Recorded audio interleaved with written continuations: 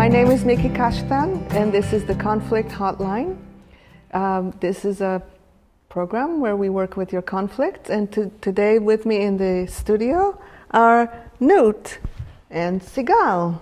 Welcome back, Knut and Sigal. And we'll be working with scenarios such as this one that we call Down the Slide. Michelle has a 4-year-old son, and Hank is Michelle's father. You know, I can't believe that you let him get away like that with not going down the slide. I mean, he's going to grow up so weak and wimpy and scaredy, you know? Dad, this is why I don't have you around more often.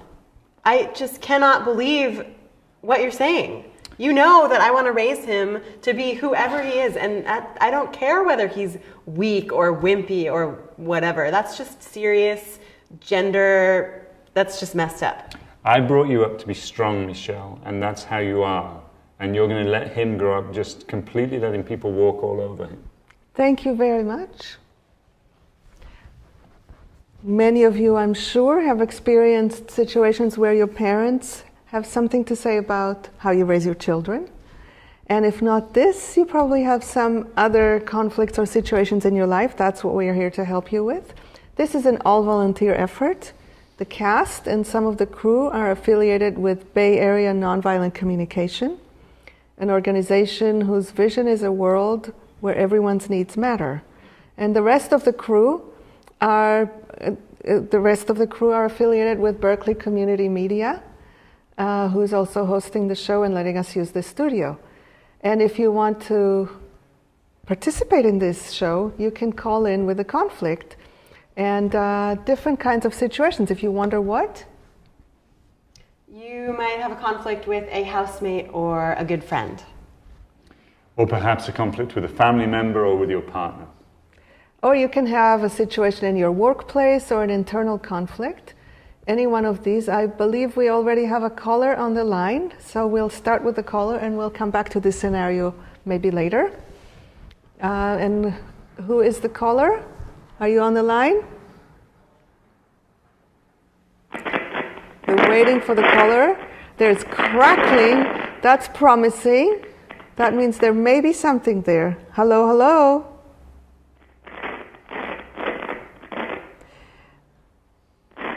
So we lost the caller, so we will go back to the scenario. I'm sure that Michelle is happy to go back to the scenario because you were left Definitely in the middle of something. So this scenario is again called Down the Slide, and this is Michelle and Hank, who is her father. And Michelle, are you ready to see if what you say next can change the situation with your dad? Yeah. So would you give me the first line again? Yes. I cannot believe that you let him get away with not going down the slide. He's going to grow up weak, he's going to grow up scared, wimpy, and you just let him get away with that stuff. So, Dad, are you feeling really worried? Are you feeling scared because you really want him to be strong and grow up knowing how to fend for himself? Is this some kind of psychoanalytical thing about me now? Am I feeling scared? I'm telling you what you need to do with your son. Thank you. I want to pause here for a second and see, do you have a sense of why he's thinking that you're psychoanalyzing him? Maybe because I was very clunky in saying what I was just saying, and it sounded like pretty forced. So, yeah, sometimes this happens when you first begin to practice these skills. Mm-hmm. So what might help in those situations, because what you were trying to do is, instead of reacting to him, you were trying to just hear him and reflect what you were getting is going on for him. But that's a new way of being for both of you. Mm-hmm. So you may want to tell him that you're doing something different and why you're doing something different, and then he might be more receptive to it. Okay. Because I don't imagine that he likes the fighting with you any more than you like it. Yeah. What do you think? No. Okay. So let me try again. So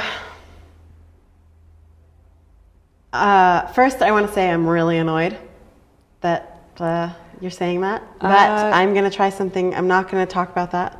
I'm going to put it down. I want you to keep that one inside yourself, because if you say, first I want to say that I'm really annoyed, you're actually reacting instead of staying with him.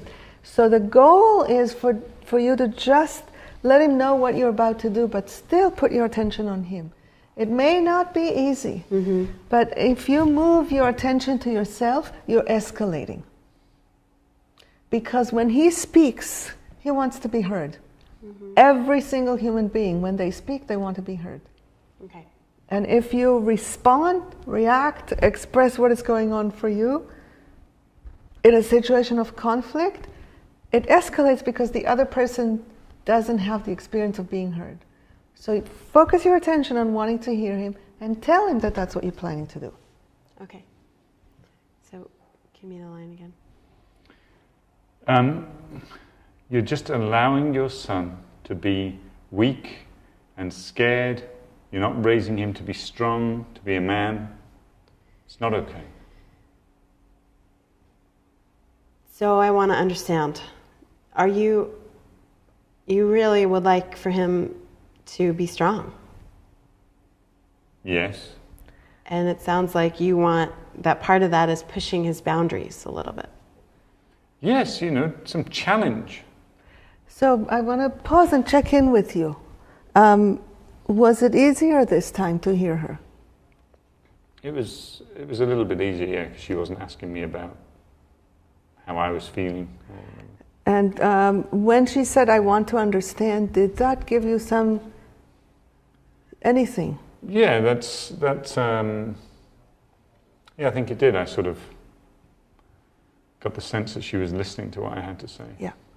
And the other thing that you did differently, I don't know if you noticed that, is you didn't actually check about his feelings, only about what he wants. Yeah. It's easier for people to have a reflection about what they want than to have a reflection about their feelings.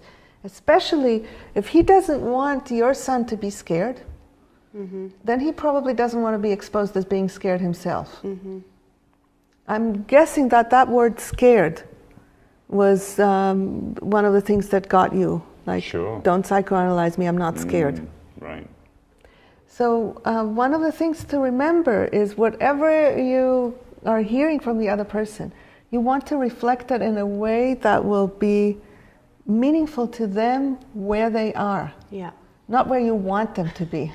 Are you just a really fuzzy bunny inside and No. covering yourself with a hard, thick turtle shell?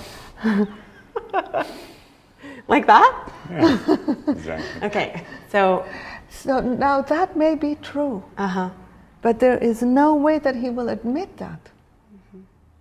You can hold that picture and it might help you in open your heart to him. But to expect him to open his heart when you haven't gone there first is unlikely. okay. So he said yes, he wants to push his boundaries. Yeah, exactly. That's what you have to do. If you're going to raise a man, you've got to give him some challenge. Well, I don't have a sense of that you believe that challenge is really going to benefit him. And I'm hearing the but. Is there a but in you?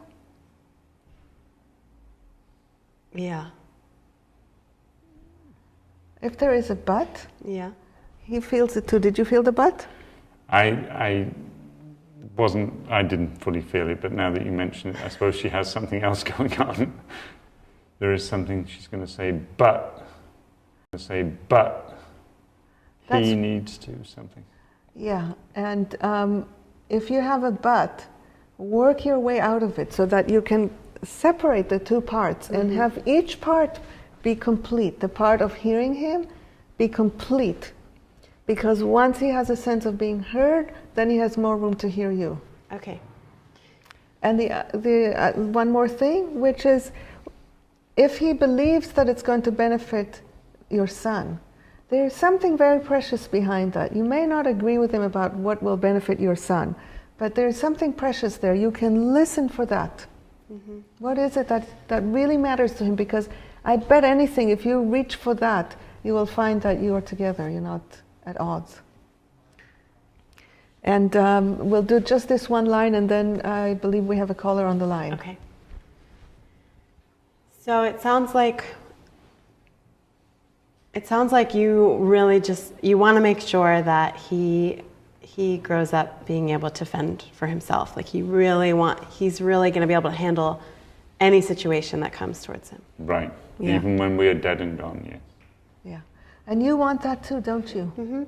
So that's where you get to the place of commonality, and that's when things can start opening up. So thank you. There's probably more that we could do here, but we do have a caller on the line, and that is Marty from the Bronx. Hi, Marty. Are you there? Marty, are you there? I'm here. Hi, Marty. Hi, Nikki. What is your situation? The situation is, it's one of these small ones that goes throughout the day. And for instance, in this situation, I was in an elevator, and someone was talking to me about a local candidate, and said, "Oh, what a terrible candidate that is. You can't trust politicians." And I wanted to respond without, being able to connect with them, but I found that I wasn't being authentic. I kind of ended up agreeing where I didn't really feel comfortable, but I really would have liked to have connected with them. And I find that throughout the day I'm having these kinds of conversations which I'm not feeling comfortable with, where I'm hearing something that may be negative, and I would like to just really get to connect with them on this. So I'm wondering what would be the best way of having a conversation and really being authentic. Okay, so what would be the brutal version of authentic? The brutal version of I really don't think I mean, I don't see it that way, and I think you're really being very negative, and that's you're just adding to the negativity of the community. Thank you. So now I know what's going on for you, and I have a guess as to what is going on for the other person in the elevator. So which one of you would like to be Marty? I can be Marty.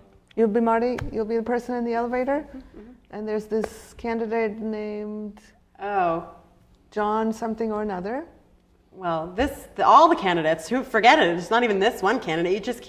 You can't trust politicians at all. They're all liars. Does this sound more or less like what this person said? That's it. Yep. And what you're looking for is a way to make authentic connection with this person, where you can express the truth that lives in you and hear the truth that lives in them, and come out of it with human contact. Did I get that right? You got it right. Do you need to ask Marty anything? I don't think so. I think I can give this a try based on what I've heard. Okay, so stay on the line, because we'll come back to you when we're done. Thank you. So, can you believe it? I mean, another scandal. I can't believe all politicians. You just can't trust them. Sounds like you're just disgusted with the whole thing. Oh yeah, totally disgusted. I mean, just scandal after scandal in this city. I mean, who are we going to turn to? Just seems like it's not worth voting for any of them. Really. No, definitely not. Voting. Let's not even start on voting. Right. So I have a sense that you connected in terms of, just giving this person a sense that they're being heard. Did you get a sense of being heard? Definitely. Was there relief in that?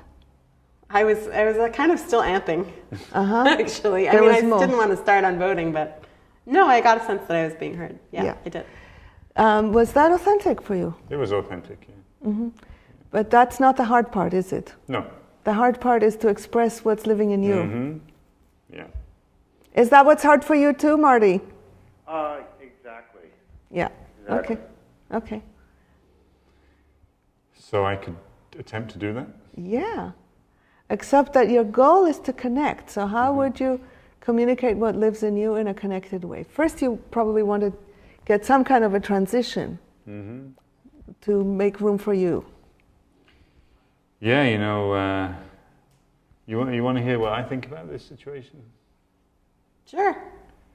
I'm just hoping that there's at least some politicians out there that are looking out for us and being honest, and I'm wondering... Oh boy, are you on cloud nine? Well... You know what this tells me? What? There wasn't enough reflection going on. Right, okay. She wasn't ready to hear you. Yeah, she needs another 10 reflections or so.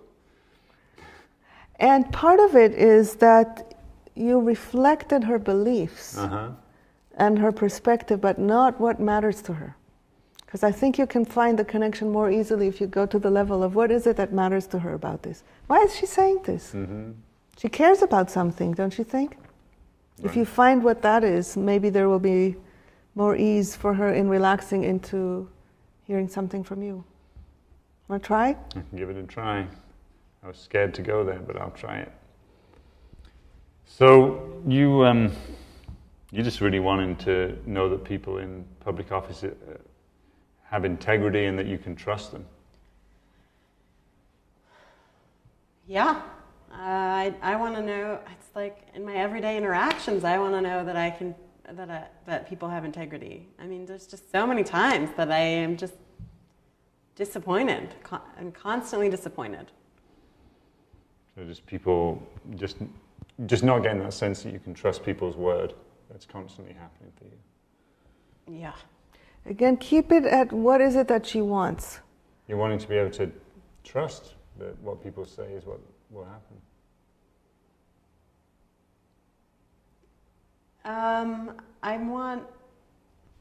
I don't know, just more honesty. More honesty. I guess.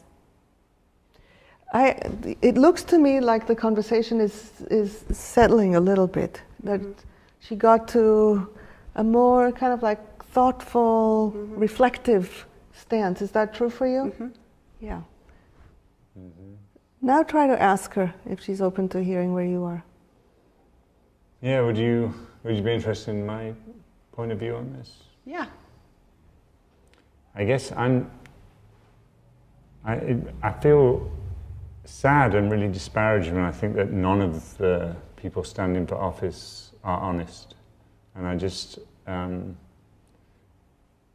wanting to hope that, have a sense of hope about it, that there are some people out there. I'm wondering how you feel about that.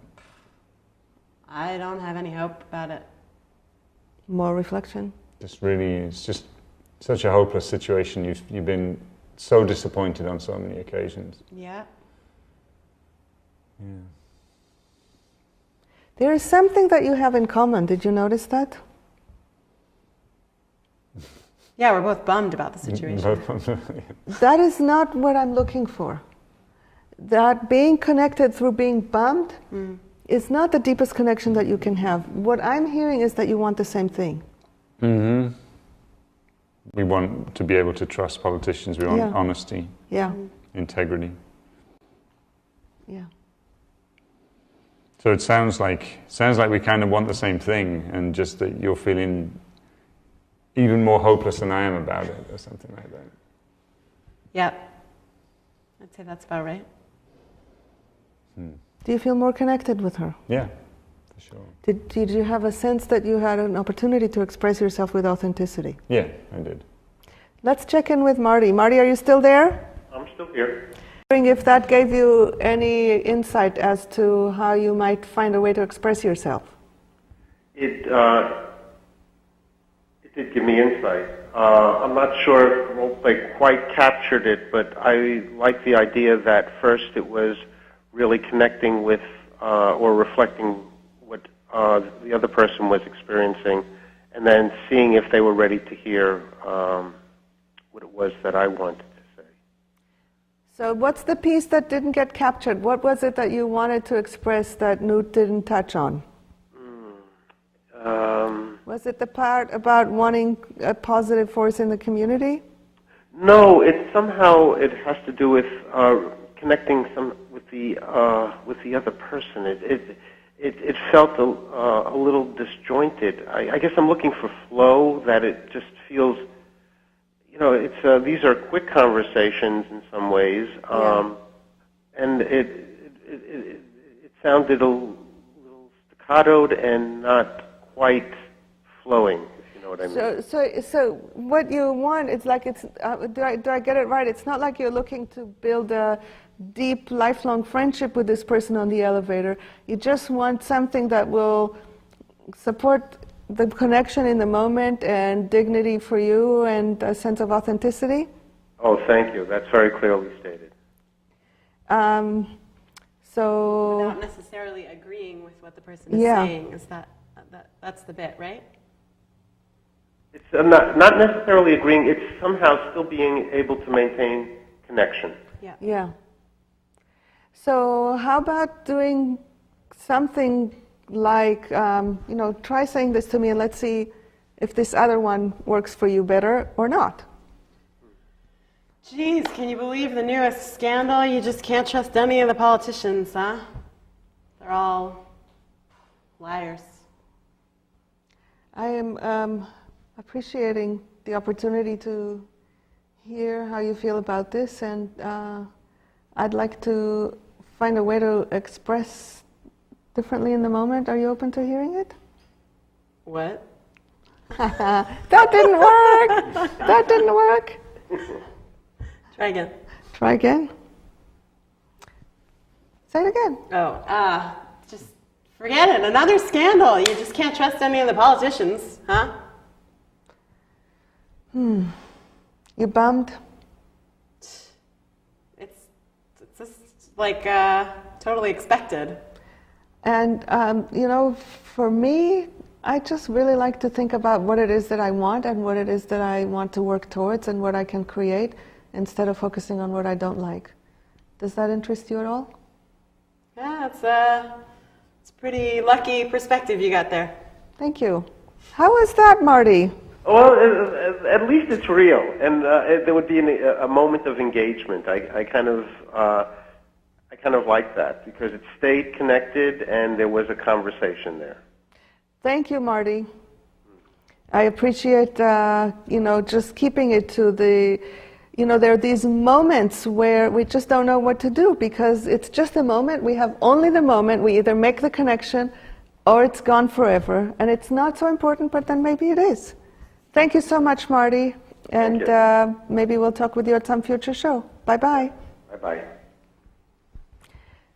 So now we'll take a break, and when we come back, we'll have a new scenario. We call it, You Can't Talk to Me Like That.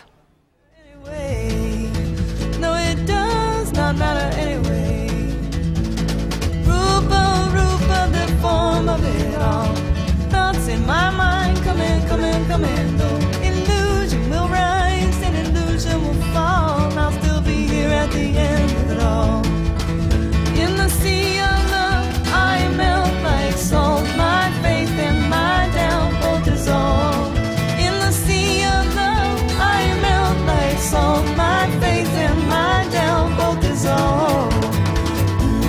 Yeah, yeah, oh, yeah, yeah, oh, yeah, yeah, oh. Yeah, yeah, yeah, oh, yeah, yeah, oh, yeah, yeah, oh. Gather the fruit from the tree, break it open and find the seed. Break the seed open and what do you see? Nothing. Hi, welcome back to the Conflict Hotline. And you don't see Newt here anymore. Itzel is with us. Welcome. Thank you. And Sigal is still here. And now we have a new scenario. It's called You Can't Talk to Me Like That. And this is Professor Bell and Julia. Julia, what is your major? American history. Thank you. Go ahead. Julia, thank you for coming. I wanted to talk to you about this paper. It's garbage. I mean, I can't believe you even handed it in. I can't accept it. You have to redo it. You can't talk to me like that. Talk to you like what? I'm just telling you that the paper is not, it's garbage. It's like we're not in high school anymore. No, you're not just telling me. You're being really rude, actually. Thank you.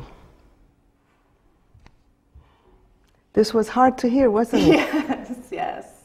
Yeah, very painful. Yeah. So the question is always, what can we do with that pain that will allow us to stay engaged in a human way with the connection? Because when you say clearly, you see that when you say you can't talk to me like that, that just gets her more upset with you, and then you get more upset with her, and then she gets more upset with you. Yeah. So what can we do inside with that pain in a moment that would enable you to hear her? It just, the reaction was so fast, you know, it was hard to really even think of anything. It was like my mind almost just practically went blank. Yeah. So let's see, maybe where did that line come from? You can't talk to me like that. What do you imagine is actually going on underneath that leads you to say that? Well, I felt like I'd put a lot of effort into the paper, and I wanted, you know, even if she didn't like it, I wanted some appreciation for the work, the hard work I put in, and just to be just handled a little bit more gently with the criticism, or something that I could use. I can't use that this is garbage. That doesn't help me. Okay, so what you wanted is gentleness, support, appreciation. Yeah. And I have a sense that there's something else going on that is specifically leading you to say those words. Yeah. I also had a sense of just respect, like human to human, just respect, like we all have to each other. Yeah, and so somehow saying it like this, kind of like it protects your dignity. Yeah. So then the question becomes, can you hold your dignity inside yourself and kind of like rest in it as you hear her? I can try. I think it would mean just slowing down quite a bit, because I really did feel that reaction come up very quickly. And then maybe you can let her know how you hear it. You know, really what you're trying to do here is to separate out what it is that she's trying to tell you from how she's telling you. Okay. And it sounds like you are open to receiving feedback. You just want it to come in a way that you can hear and digest. See if there's a way that you can tell her that. Tell her that this is painful. But find a way to tell her, instead of making her bad, just talking about what's important to you. Okay. Does this make sense? I think so, yeah. Let's give it a try. Okay. You need to redo this paper. This paper is garbage. Okay. It's really hard for me to hear you say that, because I worked really hard on this paper, and your opinion of it, I want to get feedback from you, and I want to learn how to really create work that is that works for me, that I'm happy with, and I want to learn. But I'm having a really hard time receiving your message. So that I really appreciated that you really put your heart on the table and expressed it in a way that I didn't hear a criticism of her. Did you hear a criticism of you? Nope.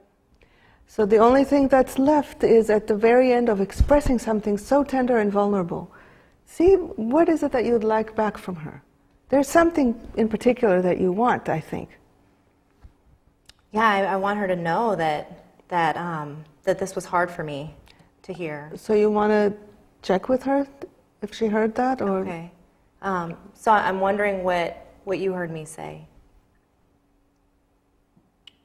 Well, I heard you say you worked really hard on the paper, and that you want my opinion about it and get some feedback. Yeah, Get some feedback. that's right. And I also wanted you to know that it was hard for me to hear your feedback the way that I heard it.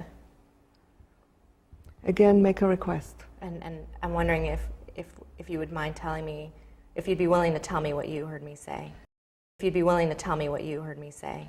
Well, you know, honestly, I get so many of these papers, and almost, I would say 80% of them that I look at like this, I think are plagiarized or you didn't spend any time on them. So hearing you, I mean, I don't know. I can't say what you did or you didn't do, but I'm willing to talk to you about it if you want to find out what's going on in there. So here is the deal. Most people are not usually going to take very kindly to being asked to say what they heard, Okay. unless you really let them know why you want them to do it. So she basically, the first time she did it, the second time she just went on with whatever it is that she wanted to say. I bet that wasn't the most pleasant thing for you. No, not really. I mean, she gave me a little bit of feedback that wasn't so harsh, but it was still not what I wanted to hear. So you might, instead of just trying to get her to say back what you heard, maybe you can give her some guidance about what kind of feedback would be useful for you. Okay. And ask for that. Okay. So, shall I try again? Mm-hmm. So, it was really hard for me to hear the feedback that you gave me, the way that I received it, and I'm wondering if you would be willing to give me some real specific feedback as to things I can do to improve my paper. I'm really pleased with this, because this way you are actually coaching her on how to be your teacher. I know this may sound like it's not my job, but if we want feedback from people, more often than not, we will need to ask for it, because other people are not really trained in giving feedback. Saying this is garbage is something that they think is okay to do, and now it's on you to figure it out. But you can't figure it out, so you want the specifics. How was it to hear that? It was fine. And for the record, I want to defend myself about saying this garbage line. So when is it my turn?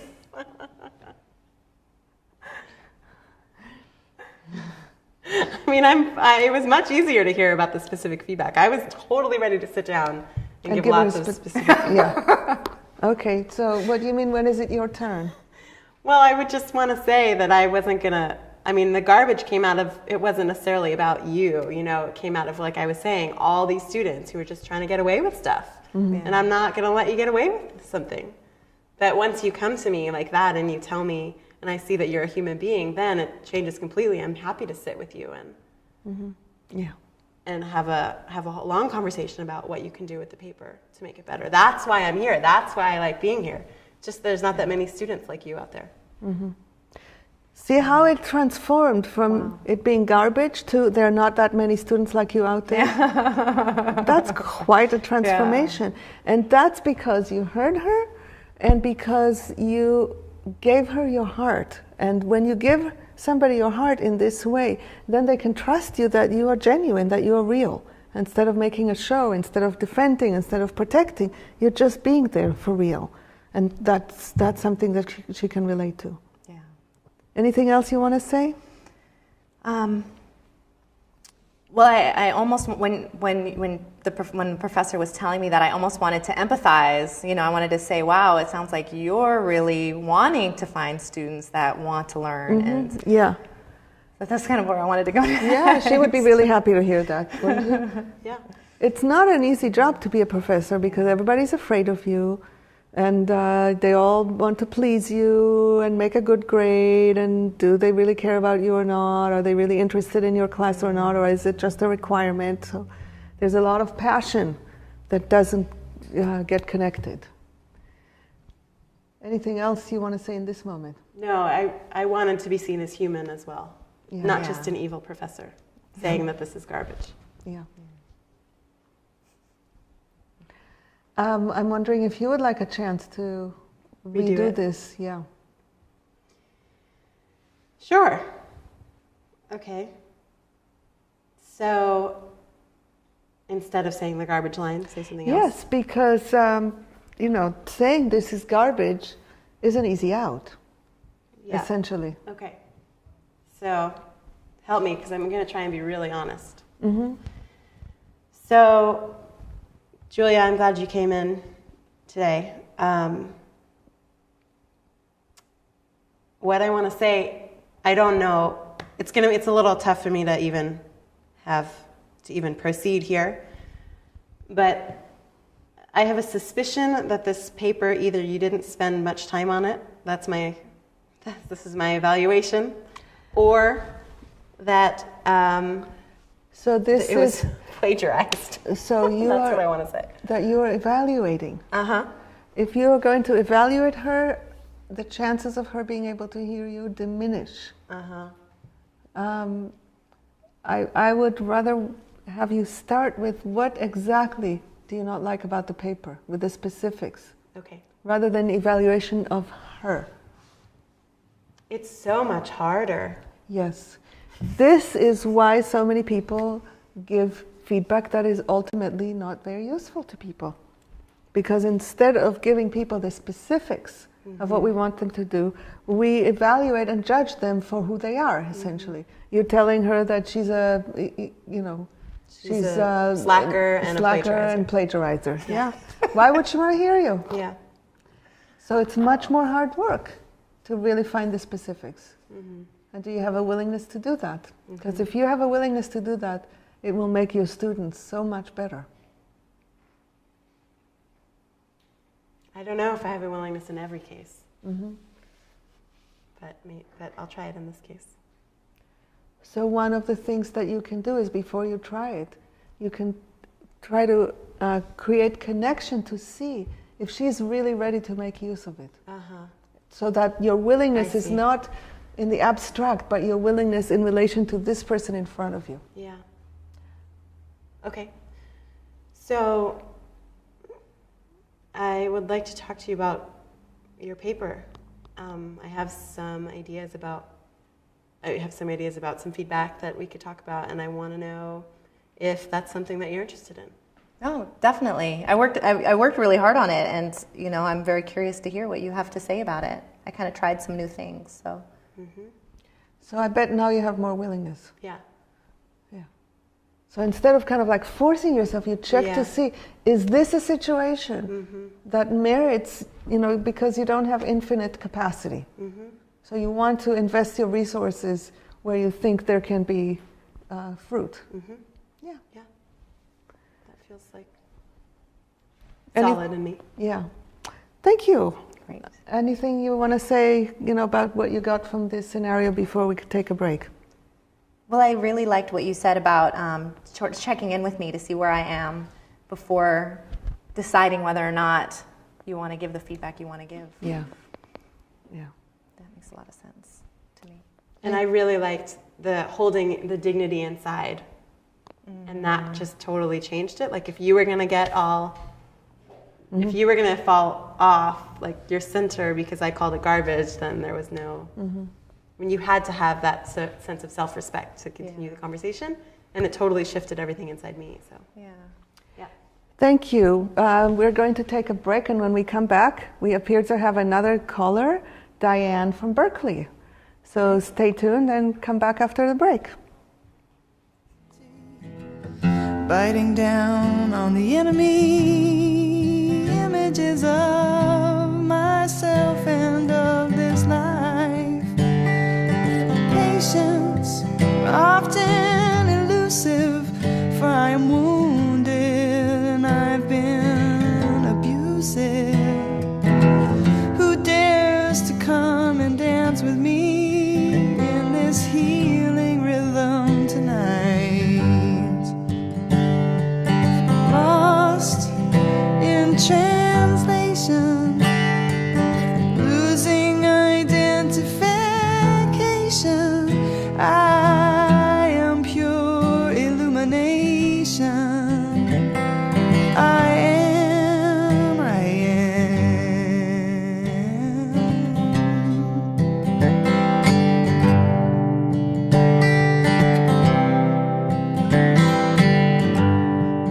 The punishment of no punishment has left me cold sweat, sleepless in my bed, cruel and unusual. Hi, welcome back. Before we turn to the caller, I want to welcome Knut back. We're playing, what is that game called? Musical Chairs. He was here before, now he's here. Okay, so hopefully Diane is on the line. Hi, Diane, are you there? Hello? Hi, Diane. Hello. Welcome to the Conflict Hotline. Thank you. Would you like to tell us your situation in a sentence or two? Yeah, I live in a co-op, and we have a housemate here who's been here for ages and is always pulling out the rule card and telling us that the rules make everything this way, and according to the rules we should do it that way, and is never considerate of people's feelings, which is starting to frustrate me. So instead of talking about what's important to him or what he wants or negotiating with people, he just makes it be about the rules rather than about what he wants, something like that? Yeah, and he's the only one that knows all the rules that were made like 5 years ago, so he's always pulling things out that we don't have access to. So you have some kind of both a helplessness and also, I'm guessing, a desire to be able to have dialogue and work things out in a kind of like a cooperative, collaborative way. Mm-hmm. Okay. So which one of you wants to be Diane? I'll be Diane. You'll be Diane. Okay, and you are the housemate. Yes. You're already salivating about all those rules. Come Yes, on, aren't right, you? I'm excited. Okay, so do you, Itzel, do you need to hear anything from Diane about being her? Well, I guess I'm wondering, do you tend to try to engage with your housemate with regard to your feelings around the rules, or do you just, how does that go for you? No, I tend to engage. I've been here for 3 years, and we've had lots and lots of conversations where I try to express how I feel and try to empathize with how he's feeling, but it just doesn't get anywhere. Okay, great, thank you. Do you want anything? Yes, I'd love to hear one or two of the rules, Diane, if you know them. I feel like a lot of them are about authority. Like, a lot of them end up being about him having the authority. Right now he's the maintenance manager, and before he was the finance manager. So he has a lot of rules about him having authority about that. Okay. And can you just give us an example of what you have said to him when you try to engage with him? Sometimes I'll tell him, in particular, I'm often very defensive of the house as a whole. So, for example, we had an issue with the washing machine where everybody wanted it to be fixed, and as the maintenance manager, he wouldn't okay it. And I kept expressing that as a whole, it's important for us to have clean clothes, and that as a maintenance manager would really like it if he helped with that, or if at least enabled us to do it. And he said what to that? He said he wasn't willing to fix it, and he wouldn't let anybody else fix it because he thought that we weren't being responsible about our use of it. And he wouldn't solve that problem either. Okay. Was that sufficient? Sure, we can work with that. Okay, so stay tuned, Diane, and we'll check in with you in a few minutes to see how it's going. All right, thanks. Okay, so would you like to start engaging with, let's give you a name. Why don't you be Mark? Mark, okay. So Mark, I was hoping that you could take a look at the washing machine. It's still not working. No.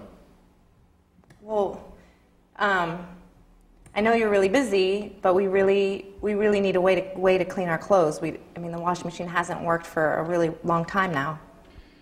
Well, as you're probably aware, the rule is that the person in charge of maintenance gets to make the call on situations of this sort, and that's me, and I am making the call, and I don't think that there's any point mending it when people are irresponsible in how they use it, and that's my judgment call, and so I'm not going to mend it, and I don't think anyone else has the authority to mend it. So, thank you. Diane, does this sound about right? Mm-hmm. Okay, so let's try to work with this situation. So I would say that from the very first moment where he says no, there's a lot that he says in that no. Yes. Diane, right now we're going to play it on the screen, and we'll get back to engage with you later. Would it work for you to just listen for a few minutes? Yeah, sure. Thank you. So, what do you imagine he's saying in that no? Well, I mean, there was a lot of certainty. I definitely felt like I didn't have a lot of wiggle room. So there were definitely, I mean, I knew there were reasons behind it, but I just wasn't clear on what they were. Do you have any guess? Well, he seemed really, well, when he gave me the explanation, he seemed really clear on whose call it was. And he seemed frustrated with our use of the machine. So, if somebody is pulling the, reaching for the "it's my authority" card, what I hear in that is that they don't have a whole lot of trust that just because something is important to them, they would be heard. It's only if they have the authority or the power. Okay. Does that ring true for you? I guess. I mean, I think I lean so heavily on that I don't even think about. I mean, it's the rules. It's reliable. Yeah. So it's kind of like he's not there. There's the rules, and he's not in connection with you. So if I wanted to create anything here that would be sweet, I would try to find a way to connect with him.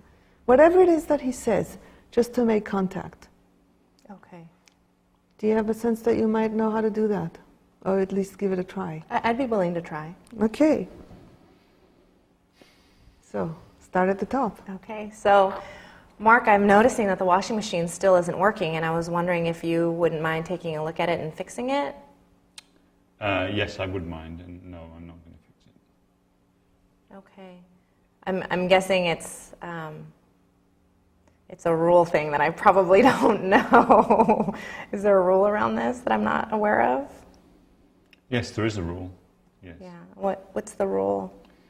That the maintenance manager has authority about decisions about fixing household equipment. Okay. And you're feeling like now isn't a good time to... So there is something important to him about this rule. Do you have a sense of what's important to him about it? No. There's something important about... Oh, well, I guess he sounds like he's taking his duties as maintenance man very seriously. I bet it would be sweet for him to have that reflected. Yeah. Because what he's been getting is everybody being on his case. Right. I don't think he's gotten a whole lot of appreciation and understanding. Right. So let's see if that helps. Okay.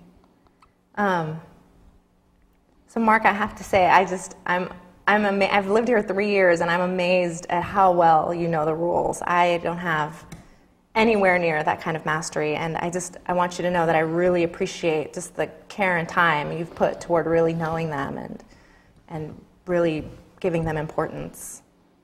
Well, someone has to be responsible. Now you see, even doing that, now we're getting a whole other layer of what might be going on for him. Yeah.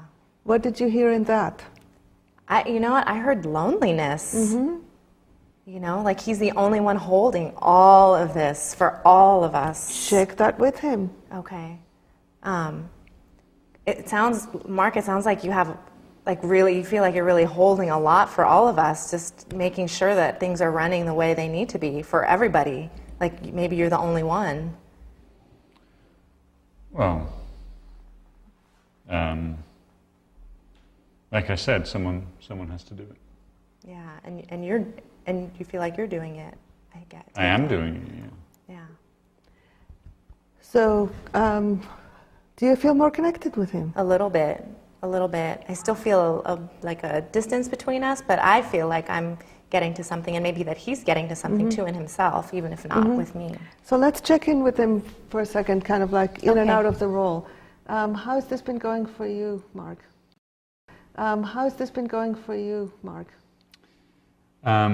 This conversation? Well, it's different than usual, and it's a bit surprising, and I'm quite guarded because I'm not used to it.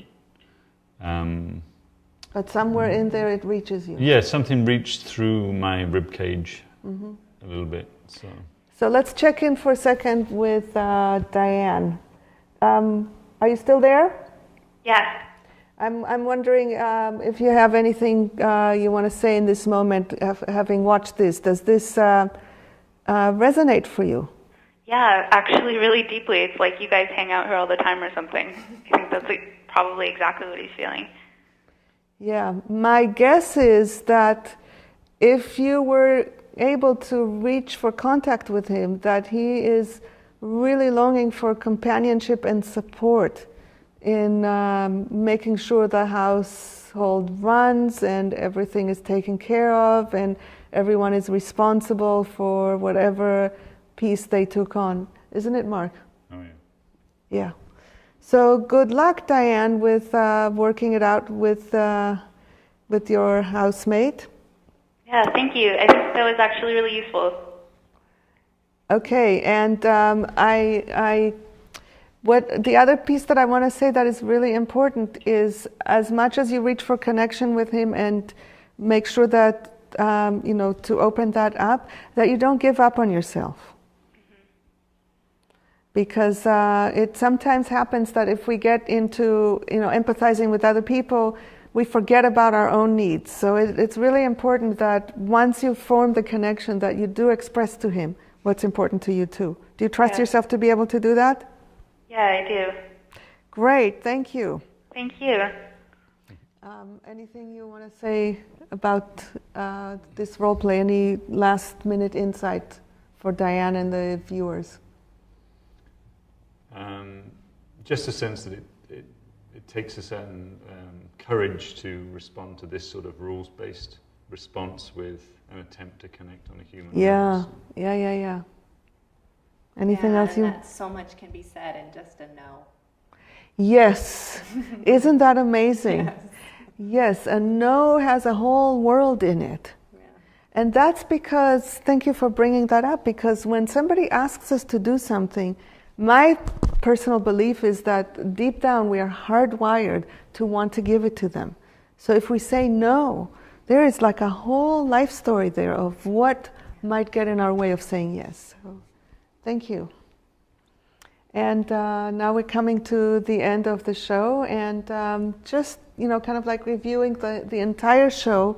Is there anything that stands out for you, not just from this scenario, or anything, whether you participated in it or not?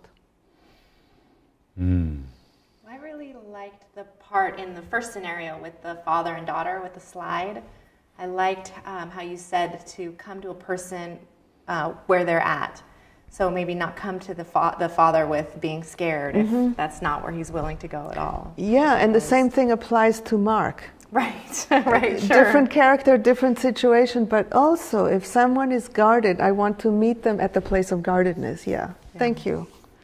Anything for you? I guess the thing about saying something brief but true to the guy in the elevator who you don't agree with, even if you don't particularly think he's going to agree with you, but you just say it because it's true.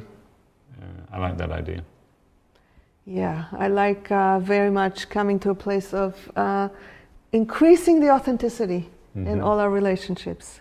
So thank you for these last insights. And I want to express gratitude. We had 2 callers today. That's really very sweet. Thank you, Marty, and thank you, Diane. Brought a lot of richness today. And if you are interested and curious to learn more and how you can apply these kinds of skills in your life, then you can visit our website at www.baynvc.org. On the website you will find a variety of classes. If you're in the Bay Area, there's a lot that you can learn. In particular, there's a workshop on how to say no to people in a way that keeps your heart open. And if you're out of the Bay Area, there are other opportunities, and we always welcome feedback from people. We love to know whether the show is working for you or not. Anything is welcome. You can send it to conflicthotline@baynvc.org. We also like scenarios to come to us on email, and we actually got 2 scenarios on email this last month. One of them we played, and one of them we hope to get to next time. And thank you, Newt, and thank you, Itzel, and thank you, Sigal, who is no longer here, for participating here and stretching and, you know, dropping into this or that character at will. I'm so grateful to you for the support, and I again want to thank the all-volunteer crew for supporting us, and I invite you to join us. Next month we're going to go back on our regular schedule, first Thursday of the month. That will be October 1st. Good night, and talk to you later. And the next breath is for all the people who can relate to me and you. You cannot see eye to eye. Won't you step up with me and try? Drop the fences down, find the common ground, and take a deep breath.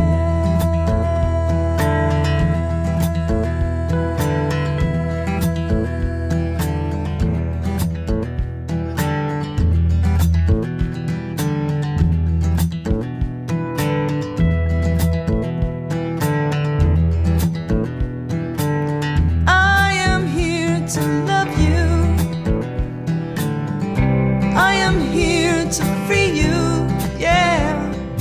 Enemy, enemy mine, reveal me,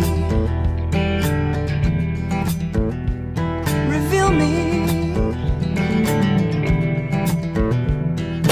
We are on our paths, side by side, seekers on a parallel,